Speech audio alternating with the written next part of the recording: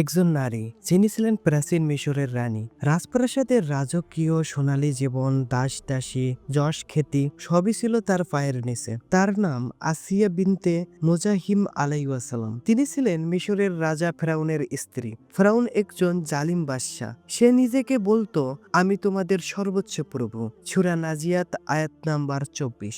সে ছিল এক অহংকারী, বদমেজাজি, খুনি শাসক। তবুও এই শাসকের প্রাসাদেই বাস করতেন এক বিশ্বাসী নারী, একজন একনিষ্ঠ মুমিনা। তিনি ছিলেন মানুষের প্রতি দয়ালু, সহানুভূতিশীল আর আল্লাহ ভীরু। ঠিক তখনই আল্লাহ পৃথিবীতে পাঠান একজন নবী, মুসা আলাইহিসসালাম। তার আগমনের আগে ফিরআউন আদেশ দেয় বনি ইসরায়েলি জাতির সব পুত্রকে হত্যা করার জন্য, কারণ সে জানতো তার পতন এই জাতিরই একজনের হাতে। আল্লাহ হুকুম দেন মুসা আলাইহিসসালামের মাকে তিনি যেন শিশুটিকে একটি সিন্ধুকে রেখে নীল নদে ভাসিয়ে দেন। আল্লাহর নির্দেশে শিশু মুসা আলাইহিসসালামকে তার মা একটি কাঠের বক্সে ভরে নীল নদে ভাসিয়ে দেন। বক্সটি ভাসতে ভাসতে ফিরআউনের প্রাসাদের কাছে চলে আসে। প্রাসাদের পরিচারকেরা সেটি তুলে ফিরআউনের স্ত্রী আসিয়া আলাইহিসসালামের সামনে পেশ করে। নিজের সন্তানের মতো মুসা আলাইহিসসালামকে লালন পালন করতে চান আসিয়া আলাইহিসসালাম। ফিরআউন প্রথমে মানতে না চাইলেও পরে স্ত্রীর জোরাজুরিতে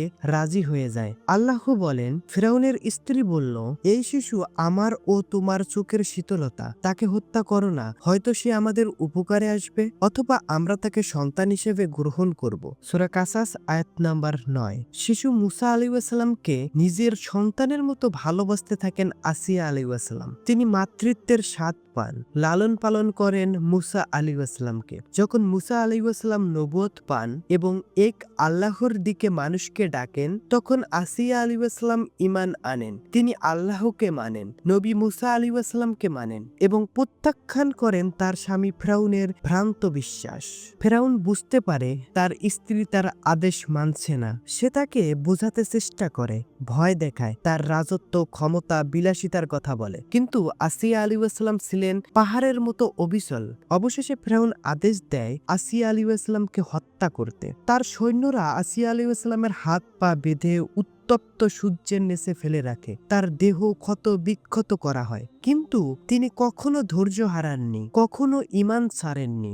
এই দুঃসহ যন্ত্রণার মধ্যেও তিনি দোয়া করেন, হে আমার পালনকর্তা, আমার জন্য আপনার কাছে জান্নাতে একটি ঘর নির্ধারণ করুন। আমাকে ফিরআউন ও তার দুষ্কর্ম থেকে উদ্ধার করুন। আমাকে মুক্তি দিন জালিম সম্প্রদায় থেকে। সূরা তাহরিম আয়াত নাম্বার 11। আল্লাহ তার দোয়া কবুল করেন। রাসূল সাল্লাল্লাহু আলাইহি ওয়াসাল্লাম তাকে স্মরণ করেন জান্নাতি নারীদের অন্যতম হিসেবে। তিনি বলেন, পুরুষদের মধ্যে অনেকেই পূর্ণতা লাভ করেছেন, নারীদের মধ্যে পূর্ণতা লাভ করেছেন মরিয়ম বিনতে ইমরান এবং ফিরআউনের স্ত্রী আসিয়া। সহিহ বুখারী হাদিস নাম্বার 3411। অন্য এক হাদিসে বলা হয়েছে, জান্নাতবাসী নারীদের মধ্যে আসিয়া শ্রেষ্ঠ নারীর একজন। আব্দুল্লাহ ইবনে আব্বাস রাদিয়াল্লাহু আনহু বর্ণনা করেন, রাসূল সাল্লাল্লাহু আলাইহি ওয়াসাল্লাম জমিনে 4টি রেখা টেনে বলেন, তোমরা কি জানো এটা কি? সাহাবারা বললেন, আল্লাহ ও তার রাসূলই জানেন। রাসূল সাল্লাল্লাহু আলাইহি ওয়াসাল্লাম বললেন, জান্নাতবাসীর মধ্যে শ্রেষ্ঠ নারী হলো খাদিজা বিনতে খুয়াইলিদ, ফাতেমা বিনতে মুহাম্মদ, মরিয়ম বিনতে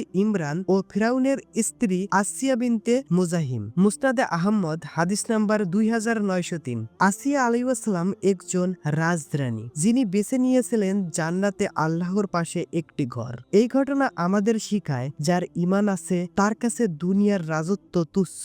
তিনি প্রকৃত বিজয়ী, যিনি ঈমানকে রক্ষা করে জীবন বিসর্জন দেন। তো এই ছিল আজকে আমাদের ভিডিও। আমাদের ভিডিওটি ভালো লেগে থাকলে অবশ্যই লাইকটি দিয়ে দেবেন এবং এর পরবর্তীতে কি বিষয়ে ভিডিও চান সেটি কমেন্ট বক্সে জানিয়ে দেবেন। তো দেখা হবে নতুন আরেকটি ভিডিওতে। সেই পর্যন্ত আল্লাহ হাফেজ।